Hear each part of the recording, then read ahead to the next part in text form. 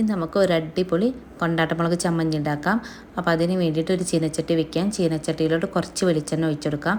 വെളിച്ചെണ്ണയിലോട്ട് കുറച്ച് ചുവന്നുള്ളി ഇട്ടൊന്ന് മൂപ്പിച്ചെടുക്കണം. ചുവന്നുള്ളിൻ്റെ കൂടത്തിൽ തന്നെ നമുക്ക് കുറച്ച് കറിവേപ്പിലും കൂടി ഒന്ന് ഇട്ട് മൂപ്പിച്ചെടുക്കാം. ഇത് കോരി മാറ്റിയതിന് ശേഷം അതിലോട്ട് 3 വറ്റൽമുളക് ചേർത്തിട്ട് ഒന്ന് മൂപ്പിച്ചെടുക്കണം. എന്നിട്ട് ഇതിലോട്ട് ഒരു 5-6 കൊണ്ടാട്ടമുളക്, തൈര് മുളക് എന്നൊക്കെ പറയും, അതും കൂടി ഇട്ടിട്ട് ഒന്ന് മൂപ്പിച്ചെടുക്കാം. അതെല്ലാം കോരി മാറ്റിയതിന് ശേഷം നമുക്ക് ഇതൊരു മിക്സിയുടെ ജാറിലോട്ട് മാറ്റിയിട്ട് അതിൽ കുറച്ച് പുളിയും ആവശ്യത്തിനുള്ള ഉപ്പും ചേർത്തെടുക്കാം. ഇപ്പോൾ കൊണ്ടാട്ടമുളകിൽ നല്ല ഉപ്പുള്ളതാണെങ്കിൽ അതിനനുസരിച്ച് ഉപ്പ് ചേർത്തെടുക്കാം. എന്നിട്ട് നമ്മൾ വറുത്ത് വെച്ചിരിക്കുന്ന ബാക്കി വരുന്ന വെളിച്ചെണ്ണയും കൂടി ഇതിലോട്ട് ഒഴിച്ചിട്ട് വേണം അടിച്ചെടുക്കാൻ വേണ്ടിയിട്ട്. അങ്ങനെ ക്രഷ് ചെയ്തെടുത്തിട്ടുണ്ടെങ്കിൽ നമ്മൾ അടിപൊളി കൊണ്ടാട്ടമുളക് ചമ്മന്തി ഇവിടെ റെഡി ആയിട്ടുണ്ട്. അപ്പോൾ ഇന്നത്തെ എൻ്റെ ഉച്ചകൊണ്ട് സ്പെഷ്യൽ നോക്കാം.